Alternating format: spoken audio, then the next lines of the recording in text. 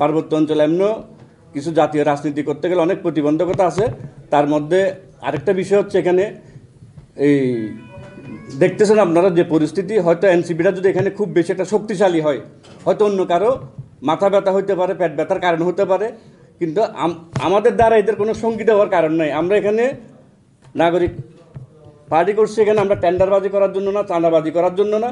হয়তো এরা যদি মনে করে যে টেন্ডারবাজি, চাঁদাবাজি এটা ওইটাতে কোনো এখানে হাত পড়বে, কোনো সমস্যা হবে, এদেরকে এটা নিয়ে শঙ্কিত হওয়ার কোনো কারণ নেই। আমরা কোনো আজে বাজে এই টেন্ডারবাজি, এই চাঁদাবাজি, দখলবাজিতে আমরা যাব না। আমরা নিয়মতান্ত্রিকভাবে, সুশৃঙ্খলভাবে, গঠনতান্ত্রিকভাবে আমাদের কার্যক্রম চলমান থাকবে। আমরা এসবে যাব না। এদেরকে নিয়ে আমাদের এইসব শঙ্কিত হওয়ার কোনো কারণ নেই। আপনারা সবাই অবগত আছেন, পার্বত্য অঞ্চলে অনেক প্রতিবন্ধকতা সৃষ্টি হয় রাজনীতি করতে গেলে, এবং আমরা যেটা শুরু করছি এটা নতুন হিসেবে, আর আমরা চেষ্টা করছি যতটুকু সম্ভব এটা বৈষম্যহীন করার জন্য। কারণ এই কমিটিটা হচ্ছে 3 মাসের জন্য, মানে পরবর্তী আহ্বায়ক কমিটি আসার আগ পর্যন্ত এটার মেয়াদ। এর মধ্যে আমরা আমাদের যে সকল ভুল ত্রুটিগুলি ছিল বা আছে, বা আরও কীভাবে সুন্দর করা লাগে, সব কিছু মাথায় নিয়ে আগামী আহ্বায়ক কমিটিতে আপনাদেরকে উপহার দিব। সেই কমিটি বলতে একটু অপেক্ষা করেন। আশা করি আগামী আহ্বায়ক কমিটি যেটা হবে 3 মাসের মধ্যে, এটা একটা সুন্দর কমিটি পাবেন।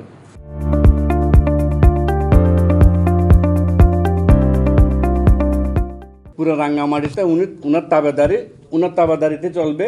হয়তো উনার মনে আসতে পারে এই সংগঠন যদি মাথাছাড়া দিয়ে দাঁড়ায়, তাহলে হয়তো উনার তাবেদারিটা একটু কমে যাবে, অথবা ওখানে কোনো একটা সমস্যা হতে পারে। হয়তো উনিও চেতনার মানে উনার কিছু মাত্র গুটি কয়েক সমর্থক, যেগুলো আপনারা যাদের আইডি, ফেসবুক আইডি চেক করলে আপনারা পাবেন, এইসবগুলি করতেছে। এটাই মনে হয় আমাদের, এগুলি দিয়ে কোনো কিছুই হবে না। আমরা আমাদের গতিতে ইনশাল্লাহ এগিয়ে যাব। হাসিনা সরকার যেভাবে ভোটের অধিকার হরণ করে নিয়েছিল, দিনের ভোট, রাতে ভোট বলতে কোনো শব্দ নাই, মানুষের হাত পা বেঁধে যেরকম নির্বাচন হয়েছে, ওই নির্বাচন আপনারা দেখবেন না।